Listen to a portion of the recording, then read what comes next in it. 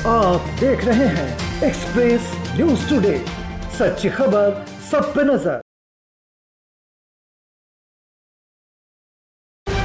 इस लॉकडाउन में सबसे अधिक घाटा किसानों को होता दिख रहा है। लॉकडाउन की वजह से किसानों के सामने भुखमरी की स्थिति उत्पन्न हो गई है।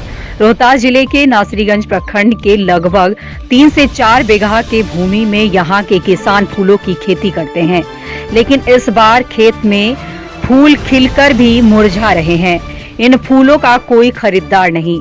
भले ही यहाँ के फूलों का लहलहाता खेत मनोहर दृश्य प्रकट करता हो, लेकिन यह खेत अब फूल उत्पादक किसानों के लिए काल बन गया है, क्योंकि इस फूलों का अब कोई खरीदार नहीं।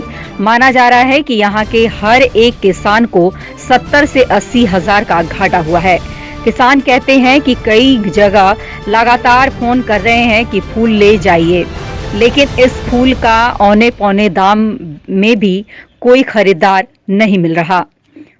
बता दें कि इन दिनों मंदिर, मजार, गुरुद्वारे, सामान्य समारोह, यहाँ तक कि शादी विवाह भी बंद है, जिस कारण सारी मेहनत तो बर्बाद गई, साथ ही पूंजी का भी नुकसान हुआ।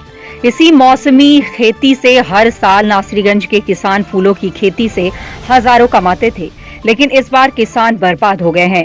शादी विवाह के लगने के मौसम के लिए किसान फूल को किसी तरह बचा कर रखे थे, यह सोचकर कि उनके फूलों की बिक्री होगी तो लाभ मिलेगा, लेकिन अब सब बेकार हो गया। फूल खेत में ही सूख कर झड़ रहे हैं और इसका कोई खरीदार नहीं है। नासरीगंज में फूल की खेती करने वाले किसान धर्मेंद्र मालाकार व दीनदयाल कुमार ने बताया कि सिर्फ एक नासरीगंज में 3 से 4 बीघा से अधिक खेतों में फूल की खेती का उत्पाद होता था। पिछले 10 सालों से इन नगदी फसल ने उन लोगों को बहुत फायदा हुआ।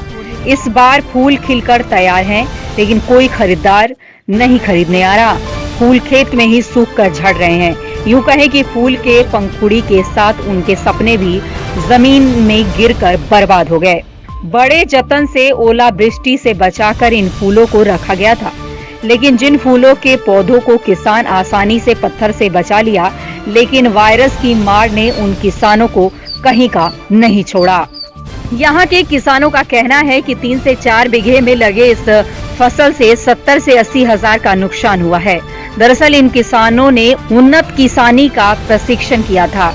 इसके बाद पारंपरिक खेती को छोड़कर नगदी खेती की ओर रुख किया, लेकिन इस विपत्ति की घड़ी में उन लोगों को बहुत घाटा हो रहा है। इस फूल का कोई खरीदार नहीं है। ऐसे में धान गेहूं के पारंपरिक खेती छोड़ना उन लोगों को महंगा पड़ रहा है। ऐसी कोई उपाय भी नहीं है कि इन फूलों को कुछ दिन तक बचाकर रखा जा सके। और फूल बिक नहीं रहा है, ऐसे में क्या स्थिति है आप लोगों की? हम लोग का फूल डाउन लॉक के चलते फूल नहीं बिक रहा है। मंदिर मजार सब बंद है, शादी विवाह सब बंद है। फूल 1 बीघा हमारा बर्बाद हो रहा है। हम बहुत भूखे मर रहे हैं। हम मलगुजारी पर खेत लिए हैं, मलगुजारी खेत वाला को पैसा दे दिए, खेत में लगा दिया, पैसा नहीं है खाने पीने का।